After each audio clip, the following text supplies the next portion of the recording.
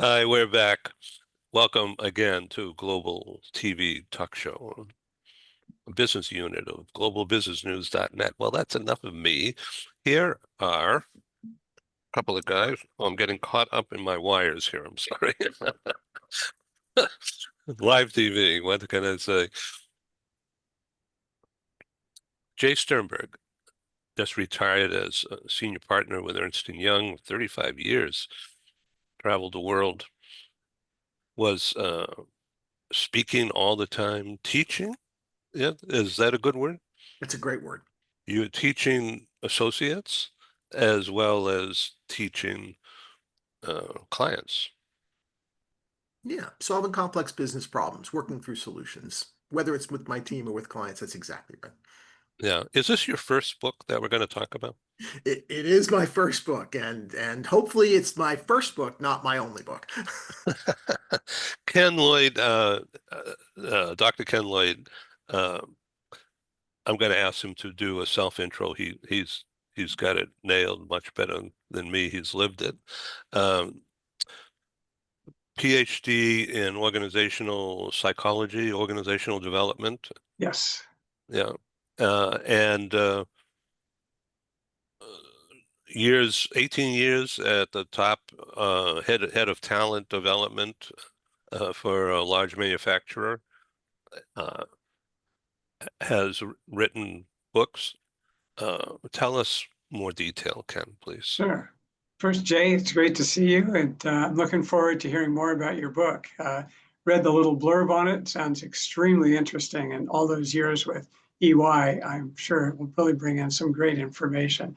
Yeah, my background real quickly, I'm a graduate of UC Berkeley, Berkeley in the 60s, and then got a PhD in org development from UCLA.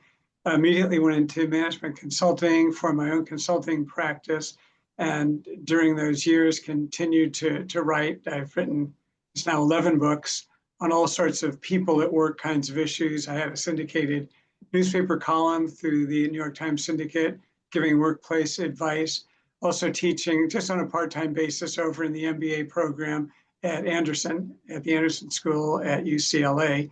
And then, as Ed mentioned, joined a client of mine and stayed for 18 years, basically as what was titled the VP of Employee Planning and Development. Yeah, done a couple of dummies book. Ed is kind enough to show the most recent one, an updated version of performance appraisals and phrases for dummies. And there's been a lot that's gone on since I wrote the first edition 15 years ago, as I know that you're aware of, Jay, and certainly Ed is.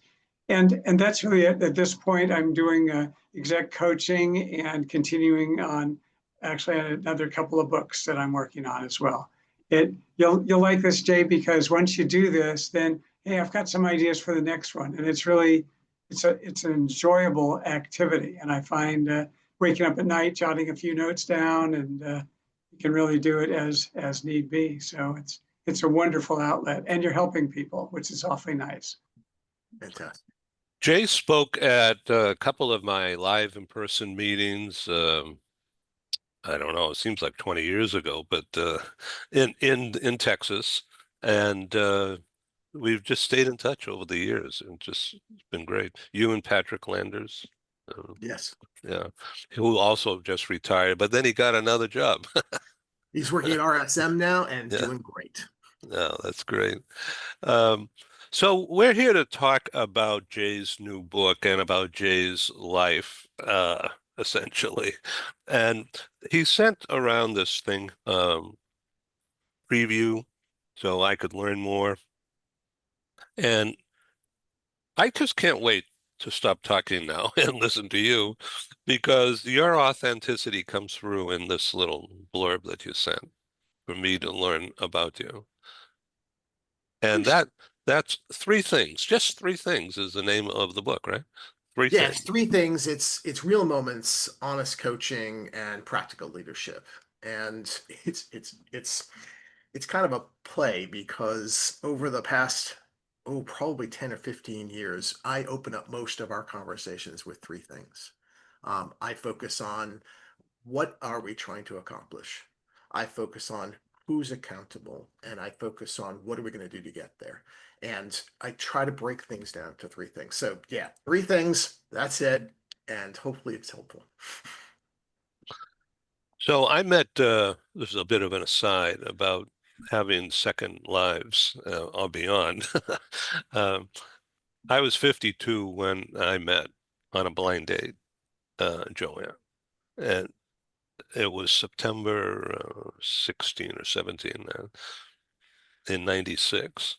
And we've been together ever since that day.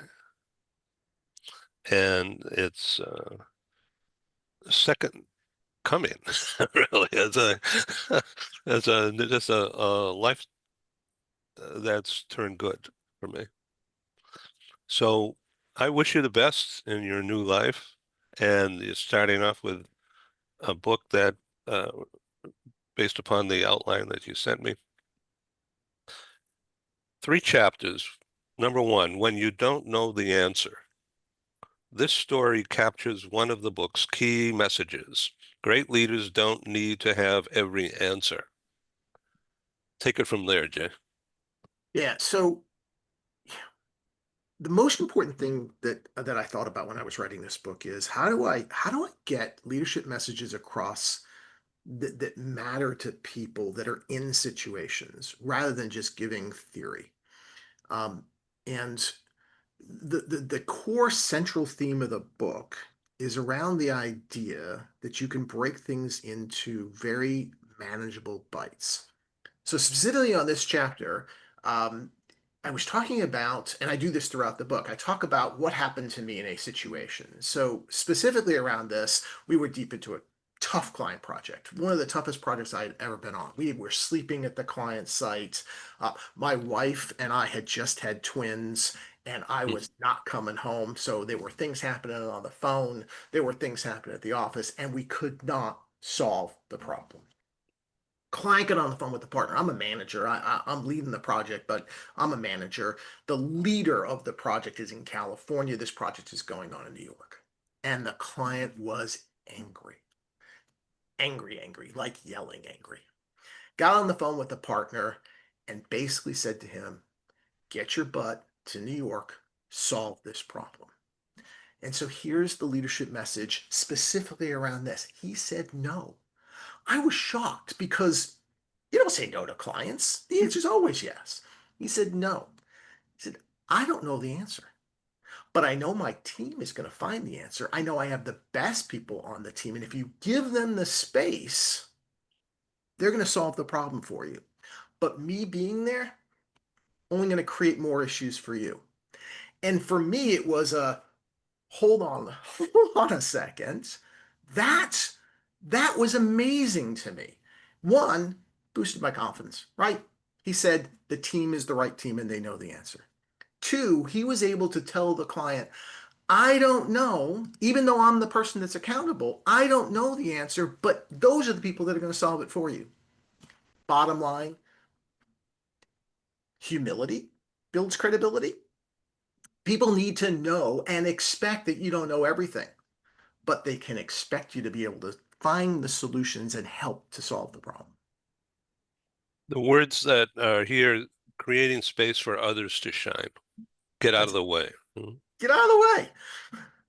Hey, here's something that's interesting. So most of my career, 35 years, spent in consulting firms and leading teams.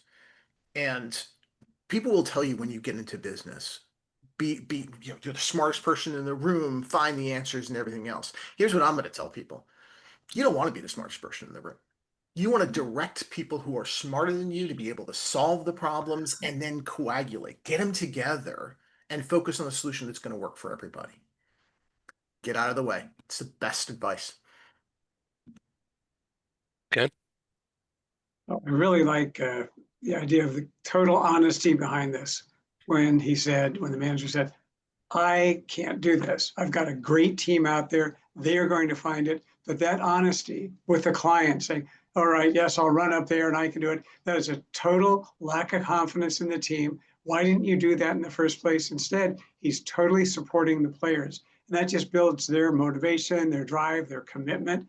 And there's that whole honesty factor that really comes in, and that generates respect. And I agree with you completely on the smartest person in the room. I love working with people who are the smarter ones, because you can really work with them, pull them together, and get even more out of that team by the synergy that comes as a result. Totally agree with that, Jay. Nailed it. So I see the notes here, when someone doesn't see their own potential. Is this something to do with the imposter syndrome, that there's a lack of confidence, or lack of knowledge? It seems hard to believe that in Ernst and Young that is possible. Everybody is so smart. So here's the thing, and you nailed it. I was talking to somebody just last week, and I was coaching them through an issue. This person was straight A student in all the way through college and through graduate. Um, Captain of her team where she did track and field. Just brilliant all around. When you get into a room of brilliant people, and here's the thing, there are tons of rooms with brilliant people, and it doesn't have to be academically brilliant. It could be something where you don't know anything about the situation, and there's just someone who can teach you. What I told her was sit back, breathe, pretend it's someone else that's going through this situation, and how would you coach them through this situation? Look, our jobs as individuals, whether we're selling paint at a wallpaper and paint store, or we're helping someone at a Home Depot, or we're solving complex business problems with EY under a banking solution that's going to involve cryptocurrency, is to break down the problem and not necessarily teach new skills, but find the people who have those strengths and can't name it in themselves and create a safe environment for them to solve the problem with you. That creates teams, that creates confidence, and that creates the next opportunity. It's all about understanding what people's potential is and are, and then focusing on that. Not everybody is going to be good at everything. Did you do that in a group setting or one-on-one, or both, I guess, too? So there's another chapter where I talk about an individual who's called out by their boss in a group setting. And what do you do? And so here's the moment of reflection. It matters what that individual is saying, but it matters more how you react. I do believe that calling out in group settings is dangerous. We have to be honest with each other and saying it the right way. But not everybody's a good boss. Not everybody's a team player. How you react in that moment, that's what matters. And then, Ed, to answer your question, find that opportunity to meet that individual privately and have a conversation around what we could do better, how we could solve problems together, and how we can team. Focus on those things and you get your answer. So I know it's a consulting answer and I apologize, but it's both. It's calling out truths in meetings, but then focusing on individuals in a private conversation where it matters. But here's the thing that I think the audience out there already sees this in you: authenticity. Thank you. You're not acting, you're just doing. Okay, so here's another chapter in the book. Here's another chapter in the book. So when I started, I knew nothing about consulting. Period. End of sentence. Nothing. My dad owned an appliance store and was the best salesman in the world. Story for another day, but best salesman in the world. He was able to change the cadence of his speech. He was able to talk to people so that they would understand. And I was an introvert and shy and could not get my act together. Hard to believe. True statement. Still an introvert. Still an introvert. Here's the thing though. I became a partner by listening to the people above me and acting like a partner. And I didn't become a true leader. I didn't become a true leader until I was pumped with myself, my authentic self. And here's what had happened. I know the day it happened. We were in a meeting. I happened to be the leader of the meeting, and somebody came up with a brilliant solution. Just nailed it. And I stuck up. I was like, whoa! And everybody in the room laughed. Not at me. They were laughing with me. It was a moment where everybody just took a deep, and I'm sure there were people that thought, what the heck is Jay doing? Because I never acted like that. But reflecting on that when I was writing the book, I realized, no, that's what people want. They want, Ed, you nailed it. They want your authentic self. They want to understand what you believe in, how you can make the team better, how you can make them better, and how you can solve problems together. So from that moment forward, my goal, allow people to connect, allow people to relax, and accomplish goals together. Let people be their authentic selves. Ken? That absolutely sounds terrific. The listening aspect, and it's really active listening and being observant, so that you're not just coming in with all your facts and points in mind and waiting for the next person to stop talking so you can give your spiel, but really listening and understanding and engaging with the folks that you're working with, and focusing on ways that you can draw out their strengths and skills and abilities and let them develop as individuals as well as employees. So it's not just coming in, here's what to do, here's how to do it, go do this, go. That's not what anyone wants. Particularly, there's always talk about, Gen Z and the millennials all in the workplace.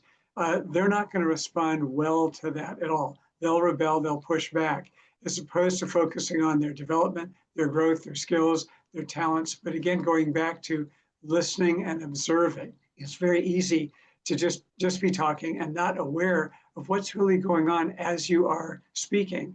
And it's certainly this kind of presentation going virtually is better than a phone call, but it really means that, particularly one-on-one, to look at everything. I mean, just a slight change in body language is going to change how you're communicating. All I have to say is, I think that Jay made some really good points, as opposed to saying, I think that Jay made some really good points. Exact same words I could put in an email, but just these little, everything counts. So to be observant in the sense of actively listening, being your authentic self, and really doing more than dealing with just the words, because communication is so much more than the words that we use. And that's brilliant. And if everybody listening would just pay attention to that one section and change the way they talk and change the way they present, it would matter. I tell people all the time, people can listen to what you say, but they're going to remember how you made them feel. And that's what you're getting at right now. It's making them feel like I'm listening, like I'm actually paying attention to what you're saying and contributing to the conversation instead of just waiting for you to stop and contributing. Yeah. Massive difference. Jay, you have some slides. Do you know how to use my screen share? I don't, but I'm going to learn very quickly. I'm assuming it's the share button there. I think Ken can help you. No, I doubt it. Let's see. Okay, it is telling me that I can't share. It's telling me share. It says open system settings. So maybe if I do this. So this is a scene um, in my neighborhood where I live. This is Broadway and Harbor Drive in downtown San Diego, right across from the aircraft carrier museum and the boat cruise terminal. This is like the front door to downtown San Diego right here. And I thought this would be an appropriate picture to show. I love that. Oh, there we go. Can you see my screen now? Yes. Can you enlarge it a little bit? Oh, there we go. Good. How's that? Yeah, great. Or how about that? Oh, even better. Ken, is that looking good to you? Perfect. Yep. All right, three See, things. that's working on the fly. So three things: real moments, honest coaching, practical leadership. We've been talking a lot about that right now. Um, I put a slide about why I wrote the book because a lot of people are asking me, okay, so all right, Jay, so why? And here's three things. Here's three things of why I wrote the book. The first reason I wrote the book was I wish I had a field guide when I was growing up. I wish I had somebody tell me how to handle specific situations and not necessarily give me the answer, but equip me with what are the things I need to know going into this conversation. And that's really what this book is about. It talks about specific situations it talks a little bit about what the situation was and how I might have handled it, but then it focuses on three things that you should know going into that conversation, going into that situation. The second is, and it's all about a framework in my mind. It's clarity, trust, and accountability. Every time you go into a meeting, I even do this at home. Every time you have a conversation, you got to be clear with what your points are. Why are we having this conversation? Can you mention whether it's an in-person meeting, a Zoom conversation, or a telephone call, or is it an email? It is terribly important in my mind to know why we're having this conversation and then get into how we have this conversation. Trust. Trust isn't something that happens overnight, but it is, Ed, to your point about being your true self. That's one way to build trust. Another way to build trust is allowing people to see how you are and how you handle situations, and then listen. Three is accountability, and I talk about this throughout the book. And accountability isn't just, it's my fault, I'm going to take ownership. It's not my success, I'm going to take ownership. Accountability is understanding what the solution was, what issues it caused, and how do I move forward from there. And focusing on how do I move forward builds that accountability, builds that trust, and helps you in the clarity conversation. So I wrote the book as a field guide, and I talk about three things to go into it, and then I give you space. It's your turn. How would you handle it? What would you go into next? So that's why I wrote the book. It has 35 years of my experiences, and it allows individuals to be able to present what they're going to do for the next problem. Individuals going to solve issues. I have a framework around clarity, trust, and accountability that I talk about. By the way, the book is an easy read. It's 33 chapters because I'm obsessive. Three things, 33. I tried to make it 333 pages, but I thought that would be way too long. So I focus on throughout the book sharing a little bit about that clarity. An individual who did a pre-read for me said I use the word clarity too often, and I said, I don't think so. I think it's important from an overall framework perspective. Um, Here's where I think everybody's going to get the most out of the book, and the folks that did the pre-read for me agree. It's real moments in action. So when I talk about the woohoo story, I give you the real story about what I was sitting in the meeting, what we were talking about, and why it mattered. When I talk about the individual who didn't believe in themselves, I talk about the individual and how incredible they were in specific situations and how we built our trust going forward and took accountability for their actions and built up what they wanted to do. So it's all about real moments and actions. So when I was preparing for this, I thought, okay, what's the takeaway? Besides buying my book, and please buy my book. uh, what's the takeaway? The takeaway is before your next team meeting, and that team meeting could be 2 people, it could be 10 people, it could be 100 people. What are the 3 things that you're going to take to that meeting that's going to make you better? And what I believe, they have to be around why this meeting matters, why this conversation matters, whether it's with a client, whether it's with a customer, whether it's with your team, or whether it's with your kids. What success looks like in your own mind. You've got to have an idea of what is going to be successful into this conversation and how do I take that forward? Most importantly, in my mind, who's accountable? Who owns it? Now, I usually build up a what's going to happen, who's going to own it, and when is it due by in a spreadsheet. That's not what this is about. This is about getting ready for a conversation in your own head as to what's going to happen, how is it going to happen, and who's going to own it. Then you can get to the detail. And I know they sound similar, but they are very different. So I read that at the end of each chapter, you give the reader a lesson or a cue, or what's It's a the right leadership word? cue. It's a Yeah, leadership cue. That's exactly right. yeah. So I focus on the idea is you're not going to read this book front to back. Maybe you will the first time, and maybe you'll get something from it. But the idea is that you're going to come back to this book. Oh, that's a situation that I'm in right now. Here's the situation. And then I get into a leadership queue and I say, okay, here's how you're going to prepare for the conversation. Here's some ideas or things to think about that will get you that clarity, trust, and accountability. And then you take it from there. And I fully expect that you'll take notes and you'll be able to go in and then you'll be able to contribute to the next chapter of the book, whatever it might be. Does that make sense, Ed? Yeah. Ken? Uh, Go ahead. First thought that just jumps out at me is I'm looking, it says practical coaching you can use tomorrow. I think that's great. Everything is use it today, use it today. That's not really honest. I'm not going to read it and use it today.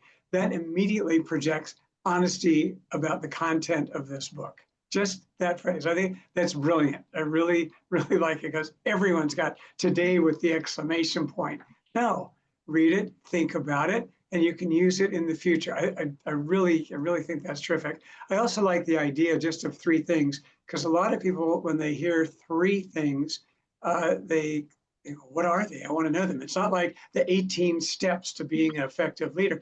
This is three. And if you look at it, I remember reading way back how people have better recall of three items. And a lot of very successful phrases that stay in people's minds are three. Vini, Vici, Vici, and I came, I saw, I conquered. But three is a very helpful way to have people remember whatever those three items are. It's also telling them, well, I can read three things and remember them easily. It's not like I'm going to get burdened with some whole giant diatribe. So I think that's a great way. And the ones that you've mentioned are critical and excellent at every step of the process in terms of why are we doing this, how are we going to measure it, and who is really responsible. And in each of those areas, you can get into detail. But those are 3 points that a reader can take with, I'll say with them, that readers can take with them and go on from there tomorrow. Ken, thank you. You nailed it. I am going to say I read the same thing. I can't recall where it was, but the paragraph that I read was 2 is too few and 4 is too many for somebody to remember. So you stick with your 3 things, you can recall them, and then put the fluff around it. 3 things can last days. Yep. I'm running out of words here because that 3 is enough. I love that. Well, most importantly, it's available on Amazon October 15th. So it's 1 week from today. You can pre-order the ebook as of now. The paperback you can't pre-order. I do have my email address here, j@3thingsconsulting.com. I've been working with individuals from a coaching perspective, and I'm being very discerning as to how and who I can help and what's the best opportunity. So having a conversation is a great thing. It may not lead to anything from my perspective or your perspective. The idea is that I want to be the best possible coach that can help everybody be successful. Ken. Yeah, no, absolutely. And those will come to mind. And the nice thing about it is that you're not writing theoretically. We're talking about many years, hands-on experience, and people enjoy stories. They remember them. Whoa, they're going to remember reading that as opposed to some. And in that situation, it can be helpful to really stand up and say how it struck you. And that's not going to remember that. The story you told will remember it, will allow it to be very memorable. So that's a very important aspect of it. You talked about your dad and selling. A lot of great salespeople use stories, and that helps make their presentation that much more memorable. Well, that's the same focus that applies here. These stories people can take with them of you sitting in that meeting and someone said something and it struck you. Honesty, genuine, openness. It's very different from just saying, and be honest and be genuine and tell them how you feel. That's a whole different approach, which I think is much more lasting and much more impactful. Thank you, Ken. Yeah, it changed my life, honestly. It made me a leader. I was a boss before I was a manager. I was somebody that could get things done, but it changed my view of what a leader is. And your readers will remember that, as will the listeners today and viewers. I hope so. Thank you. That's what I wanted to say. Thank you for being on this program. Please come back. Promise. Ken, always a pleasure, and thank you very much. I really appreciate it. Right back to you, Jay. And good luck with the book. I know it's going to do extremely well. Thank you, sir.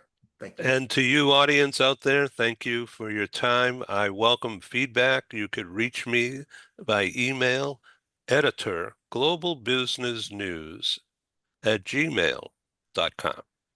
Thank you all.